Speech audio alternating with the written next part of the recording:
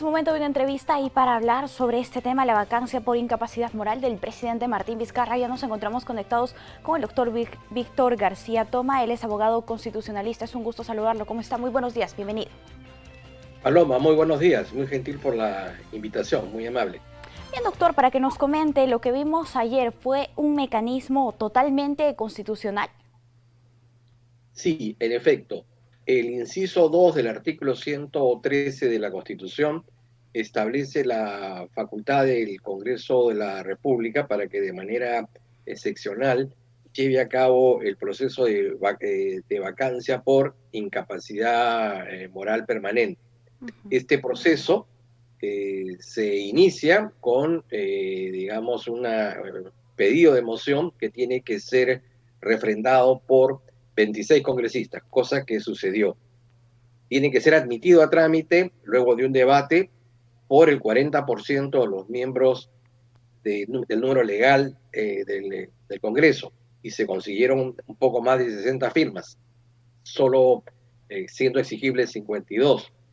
Se convocó al apersonamiento físico a través directamente o por su abogado, del entonces presidente de la República, el señor Martín Vizcarra, quien decidió ejercer directamente su defensa, luego de lo cual se retiró, pudo quedarse si es que él lo deseaba, y se produjo un largo debate que concluyó con una votación en donde, cumpliéndose los alcances del artículo 89 del reglamento, no solo se obtuvieron 85 votos, 87 votos, sino que se llegó a 105 de un total de 128 asistentes. Con lo cual, se acredita que esta decisión, por lo menos desde el punto de vista constitucional, es válida, y además desde el punto de vista del consenso entre las fuerzas políticas representadas en el Congreso es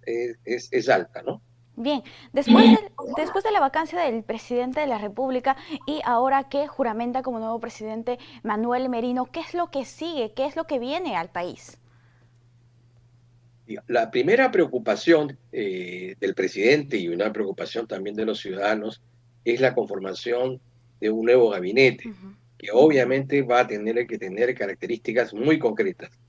La primera tiene que ser un grupo de personas muy calificadas, tanto desde el punto de vista técnico como desde el punto de vista profesional, que en lo posible tengan una experiencia amplia en las carteras que van a ocupar, ya sea que han sido ministros, viceministros, o digamos que puedan rápidamente tomar el timón de su portafolio y, digamos, emprender la marcha en estos 9 meses que van a ser muy complicados para este gobierno provisional, ¿no?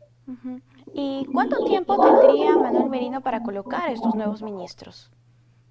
Bueno, no hay un tiempo, pero obviamente no se puede gobernar sin que él designe digamos, a los responsables de los distintos ámbitos del sector público. Entiendo que no debe pasar de unas 72 horas o máximo 72 horas, creo que es un tiempo lo suficientemente, digamos, suficiente para que se puedan conseguir esas 18 personas que tengan el perfil que me parece que es el adecuado, ¿no? A su parecer, ¿cuáles serían los ministerios más complicados? Los ministerios más complicados son el de Presidencia del Consejo de Ministros, el Ministerio de Salud para, digamos, a terminar de combatir la pandemia. Ojalá se pudiera convencer a que la señora Massetti, digamos, pudiera continuar en el cargo.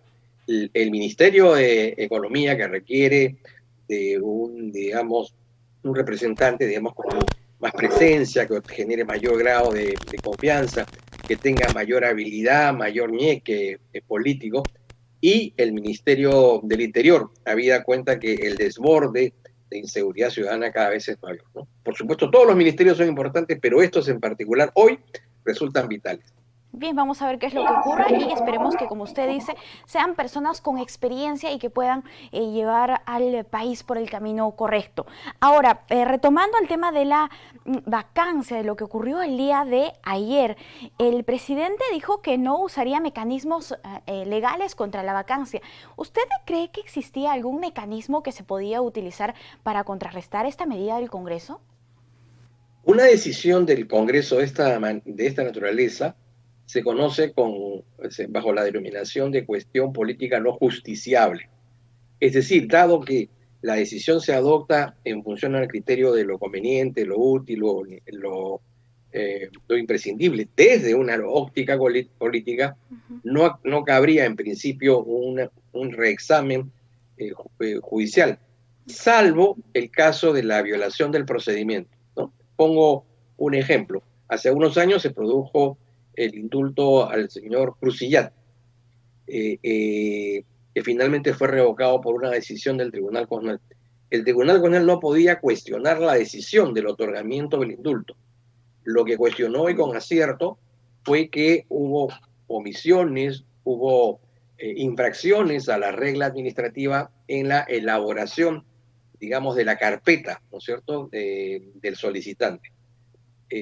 Hipotéticamente se podría haber presentado, sabemos que no se va a presentar, y además sería inútil porque el procedimiento ha sido cumplido, es si se han satisfecho estas reglas procesales, que en este caso, vuelvo a repetir, se han dado a plenitud, ¿no?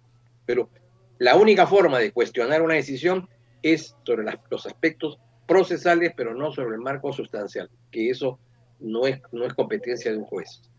Bien, ahora si hablamos un poco de la demanda competencial para definir la incapacidad moral que ha sido previamente presentada por el gobierno del presidente Martín Vizcarra. ¿Cómo quedaría esta demanda? ¿Qué tendría que hacer el Tribunal Constitucional ahora?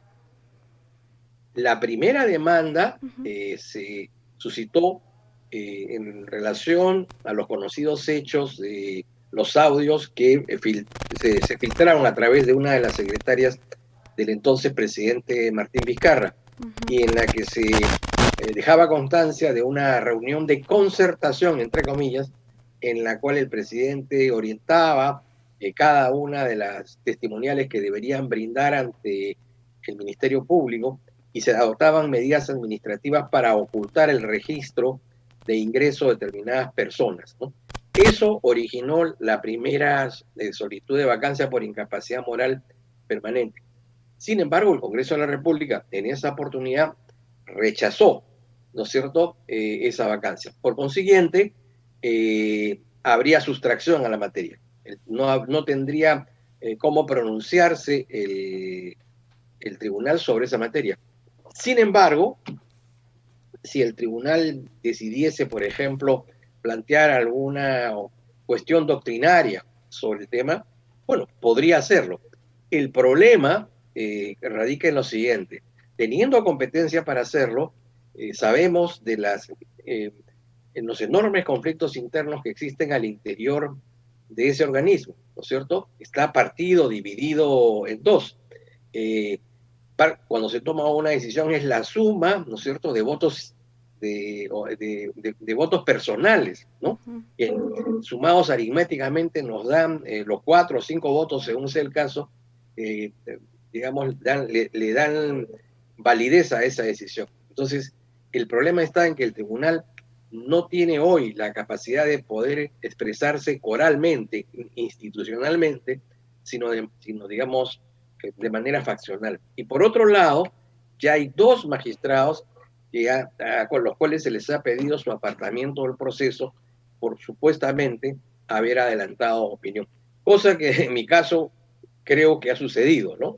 Pero más allá de esas consideraciones, por supuesto, aun cuando se declarase la sustracción de la materia, teóricamente, ¿no es cierto?, el tribunal podría decir algunas cosas desde el punto de vista doctrinario.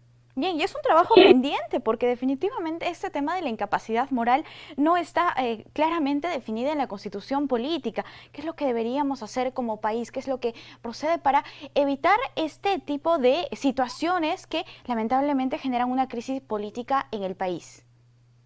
Mire, más que el tema de la precisión de la norma, cuya característica siempre es la de ser una norma estándar, una norma elástica, de carácter indeterminado, que se va, digamos, acotando, se va precisando de acuerdo a cada caso en particular. Lo que deberíamos mejorar en primer lugar es nuestra clase gobernante, tanto en el Poder Ejecutivo y en el Poder Legislativo. Promover mayores políticas de cooperación y de coordinación interinstitucional. Lamentablemente, el expresidente Vizcarra, desde que llegó al poder, confrontó al Congreso, incluso promovió su disolución y prohijó, ¿no es cierto?, este Congreso, que es justamente aquel que, digamos, lo ha arrojado del poder, ¿no? Digamos, constitucionalmente, dentro del marco constitucional. Entonces, creo que eso es lo que habría que mejorar, las conductas políticas, la búsqueda de que los responsables, tanto del Ejecutivo y Legislativo, se preocupen no solamente en la separación de poderes, sino también en criterios de cooperación. Y por otro lado, elevar el estándar y la calidad tanto de los congresistas como de la plancha presidencial. Efectivamente. Eso en parte es responsabilidad de los partidos, que son los que nos presentan a los candidatos, pero es también responsabilidad de los ciudadanos. Se habla, por ejemplo, del caso del señor Alarcón, ¿no es cierto? Muy bien, sobre el cual pesa una serie de imputaciones. Pero hubo un partido que postuló al señor Alarcón. Probablemente no debió hacerlo. Pero lo que es peor aún, hubo un grupo de ciudadanos, ¿no es cierto?, que lo llevó al Congreso. Entonces, el tema no está tanto en la norma, ¿no?, sino está, digamos, en el grado de madurez, de responsabilidad de las organizaciones políticas y de los ciudadanos al momento de ejercer los derechos políticos. Bien, usted claramente lo ha dicho y esta es una posibilidad para nosotros como ciudadanos que nos encontramos en el marco de un proceso electoral de buscar ahora sí a un candidato que finalmente va a ser nuestra autoridad con bastante capacidad moral, capacidad para gobernar. Muchísimas gracias, doctor, por acompañarnos aquí en JN Noticias. Siempre es un gusto conversar con usted. Gracias a usted, Paloma, por la amabilidad. Hasta una próxima oportunidad. Amigos, vamos a hacer una brevísima pausa. Volvemos con más.